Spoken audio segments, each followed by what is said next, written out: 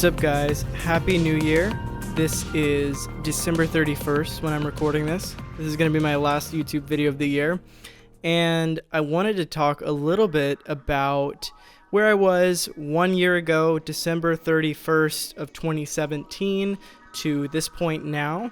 Last year on New Year's, I was working with Kristin to finalize plans for our business, ocularpop. We had both kind of been doing our own thing for, a good 6 months to a year separately, and we would oftentimes work together, so we're like, okay, why not just launch this as a business? We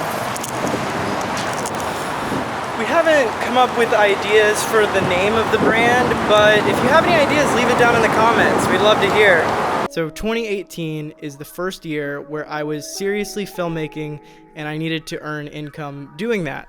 And it's been an interesting journey from that time to now. So it kind of started out, we knew that we were going to book weddings for video, although we had only done one big wedding, and Kristin was still into the photography game in a pretty big way. So really at the beginning, Kristin's income kind of kept things going, kept things afloat. But as we did more and more weddings, we did our first one in January, and it started a huge referral tree. We probably have booked, 15 weddings from that one wedding. So it went pretty well. I felt good about it at the time. It was before we had any kind of lighting. So later in January, we made the investment of getting the Aperture 300D. That's the light that's lighting me right now. It's a really powerful light. I wanted to just get one big, just versatile, powerful light. It is daylight balanced, so for example, right now I'm having to use a gel, but I really like it, and that kind of marked the point where I wanted to get into lighting things a little bit more professionally. I knew how to use a camera, I knew how to film things, but my footage wasn't looking the best because I didn't light it well enough. The lighting wasn't good, I didn't provide separation or shape through the lighting, so a lot of the time when I would shoot a wedding or something, the reception footage would look dull, it would look flat, so I wanted to improve that. So things kind of went a little bit slowly early in the year. It wasn't till probably this summer that we really started booking a lot of clients. It was slow through the early months. We did a video for a small business, which went pretty well. We did a few real estate videos, which went well, but they didn't really lead to anything else. They were kind of one-offs. We've worked with bands, we've done music videos, but again, kind of one-offs at this point.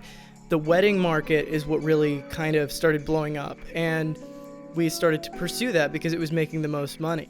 So another big moment in our year is in April when the Sony a7 III was released. It is the A7 Mark III, A7 Mark III, A7 Mark III. We had been using the Sony a6500.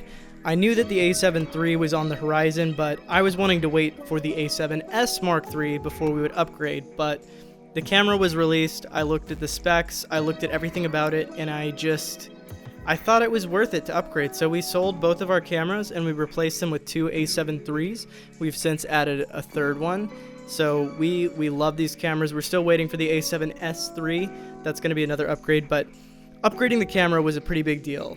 And that kind of transitions into talking about YouTube. So 2017, I spent the whole year really working hard on YouTube, more so than any professional type of filmmaking.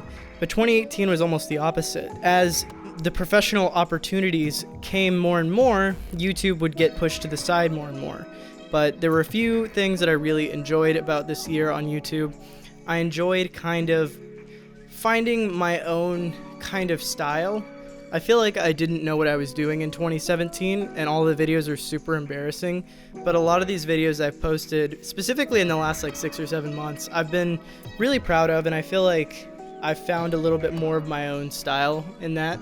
I watch a lot of YouTube, I watch a lot of Craig Adams and stuff like that, and it's really hard not to be influenced by the people you watch a lot, but I think that just chipping away and kind of understanding what I want to be, what niche I want to carve out for myself, because I think there was a time where I wanted to do videos like this, where you light a set and you regurgitate 5 tips or you regurgitate some After Effects tutorial or something.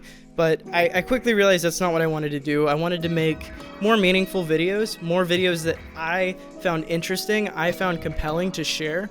And I think that's been a better mindset. I haven't seen as much growth as I would like this year on YouTube. I would say I really wanted to hit 10,000 subscribers, and it didn't happen. But I had a few real hits, like the A7 III content and the vlog I made, and then the Mavic Pro stuff. When the Mavic Pro 2 came out, I was like one of the first to post a video where I flew it at night, and it got like #1 on the search results, which was like crazy day. It made me super happy. It got like 20,000 views in the first day or something. But getting back onto the professional thing, so summer kind of came and went. We were getting more opportunities to shoot weddings. We actually had a wedding in July where they flew us out to Michigan to film it, which was kind of a big deal, and that kind of marked the point where I feel like we were going to start going towards the higher end market. We had filmed a lot of kind of Western style weddings, or just weddings where maybe the filmmaking wasn't a priority but our prices made it seem compelling. But lately we've been doing more creative ventures where we can do a little bit more, have a little bit more freedom, and do cooler things and do cooler ideas. So I think that's kind of the natural progression from like you're saying yes to everything, and then you start to get just more and more selective as you go. So then the fall came, and we got into the realm of severe wedding backlog. We got so busy in September, in October, booking so many weddings. We were shooting every weekend, and it would just pile up and pile up and pile up until there were like 7 or 8 weddings on my hard drive needing to be edited. And it was just a completely crazy, daunting task. But, luckily we have had the end of the year to kind of regroup and reevaluate how we want to do this going forward, because we really couldn't get into that situation again where we just completely overbooked ourselves. But it kind of just goes back to those lessons you learn about being more selective, about only saying yes if it's the right client, if it's the right fit, and also valuing your work. We've been kind of raising our prices quarterly, and we find that to be a successful kind of model for us. It allows you to kind of dip your toe in and then see how people react to the prices, and then if you did need to change it back, it wouldn't be that huge of a step back. As far as the skills I think I've learned this year, I think it's interesting to reflect on. I really went from not knowing anything about lighting to really trying to light things a little bit more dynamically, to taking lights to weddings, to lighting interviews.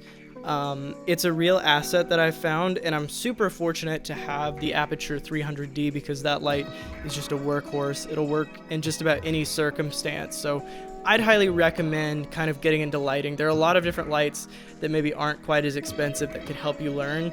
I know there's an ARRI, like a traditional ARRI fixture that's I think like $300. That would be really cool. It's like a spotlight. That would be really cool for wedding receptions if you're just starting out, but can't go wrong with 300D. Love it. I've also kind of learned what is important to me.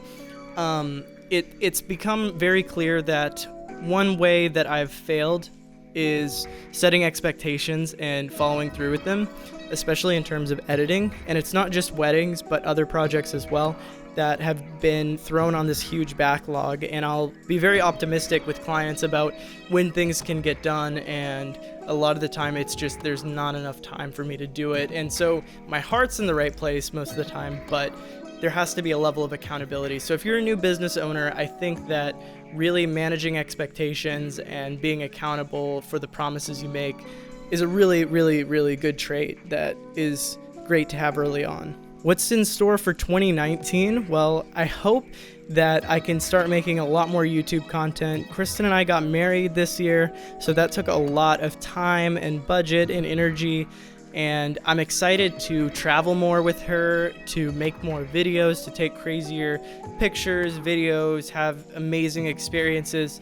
It's going to be a really good year. I also want to try and do more other projects than just weddings. I want to be a little bit more diverse with things. I'd like to take on more music videos, more real estate, and have this diverse portfolio. And I think that I've learned a lot from filmmaking for a living for a full year. It's been a great experience. Let me know if you have any questions down below. I'd love to have a conversation if you're maybe thinking about starting up a business, or if you are an experienced business person in this field. Just let me know what you think and what questions you might have about like my process, or if you have something to kind of add, if you have insight to add to this. So anyways, that's it. My name is Austin Black. I will see you in 2019. 2019 is going to be such a big year for this YouTube channel and for Ocular Pop. Can't wait. I will see you in the next video.